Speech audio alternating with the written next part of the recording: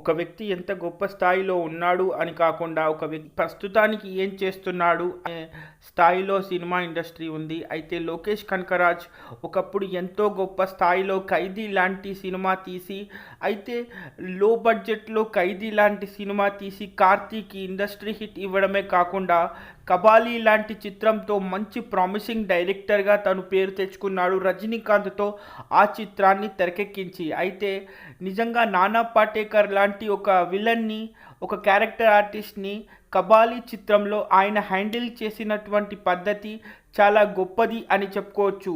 అయితే ప్రస్తుతానికి లోకేష్ కనకరాజ్ పరిస్థితి మాత్రం ఎలా ఉంది అంటే ఆయనకే అర్థం కానటువంటి పరిస్థితిలో ఉంది అని చెప్పాలి.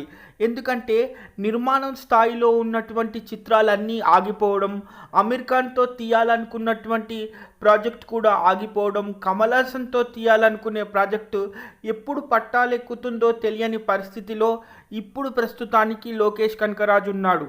అయితే తమిళ ఇండస్ట్రీ మాత్రం 2 సినిమాలు సూపర్ హిట్ కాగానే, అయితే దానికి మన సౌత్ ఇండియాలో రాజమౌళికి ఎంత పెద్ద పేరుందో మనందరికీ తెలుసు. అయితే తమిళ్ వాళ్ళు కూడా మాకు కూడా ఒక రాజమౌళి ఉన్నాడు అని లోకేష్ కనకరాజ్ని ప్రమోషన్స్ చేస్తూ మా రాజమౌళి ఇతనే అని కూడా ప్రమోషన్స్ చేసుకున్నారు. అంతేకాదు కూలీ సినిమా ప్రమోషన్స్లో కూడా రజనీకాంత్ గారు కూడా అదే మాట అన్నారు. తక్కువ బడ్జెట్ సినిమాలో ఎక్కువ కలెక్షన్స్ తీసుకురావాలి అంటే మాకున్న రాజమౌళి లోకేష్ కనకరాజ్ అని. అయితే ప్రస్తుతానికి కూలీ సినిమా అనుకున్నట్టుగా ఆడకపోవడం, తెలుగులో మాత్రం సూపర్ హిట్ అవ్వడం, తమిళ్ ఆడియన్స్కి ముఖ్యంగా రజనీకాంత్ అభిమానులకే నచ్చకపోవడంతో ఇప్పుడు ఏం చేయాలో తెలియని పరిస్థితిలో ఉన్న 3 సినిమాలు ఆగిపోయి ఒక మామూలు డైరెక్టర్గా మారిపోయి ఒక 4 సంవత్సరాలు మాత్రం సూపర్ స్టార్ హోదాని బాగా అనుభవించి తమిళనాడు ఇండస్ట్రీనే ఒక ఊపు ఊపేసిన లోకేష్ కనకరాజ్ ప్రస్తుతానికి కార్తీతో చేయాల్సినటువంటి 2 చిత్రాలను కూడా ఆపేసి ఏం చేయాలో తెలియని పరిస్థితిలో ఉన్నాడు. అయితే తొందరపడ్డాడో మరి తెలియక, మరి స్క్రిప్ట్ విషయంలో ఎక్కడ తప్పు జరిగిందో తెలియదు కానీ ఎప్పుడు ఎవరు అనుకోకుండా జరిగినట్టు తమిళ్ ఆడియన్స్కి రజనీకాంత్ దగ్గర ఎంత పెద్ద ఫ్యాన్ ఫాలోయింగ్ ఉంది, ఆయనకి ఎంత పెద్ద డివోటీలు ఉన్నారు తమిళ్ ఇండస్ట్రీలో అని అందరికీ తెలుసు.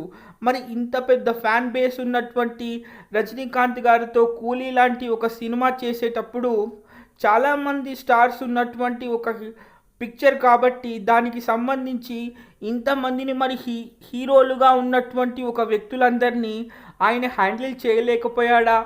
మరి కథ విషయంలో ఎక్కడ లోపం జరిగిందో తెలియదు కానీ ప్రస్తుతానికి తమిళ ఇండస్ట్రీలో మాత్రం ఎవరు ఫోన్ చేసినా కానీ చివరికి ఫోన్ కూడా లిఫ్ట్ చేయలేని పరిస్థితిలో ఉన్నాడంట. అయితే ఫుల్ స్వింగ్లో ఉన్నప్పుడు హీరోలు ఫోన్ చేస్తే నాకు వ్యవధి లేదు అని చెప్పిన మనిషి ఇప్పుడు ప్రస్తుతానికి హీరోలకి ఫోన్ చేస్తే కూడా వాళ్ళు మాట్లాడలేని పరిస్థితిలో అయిపోయాడంట పాపం.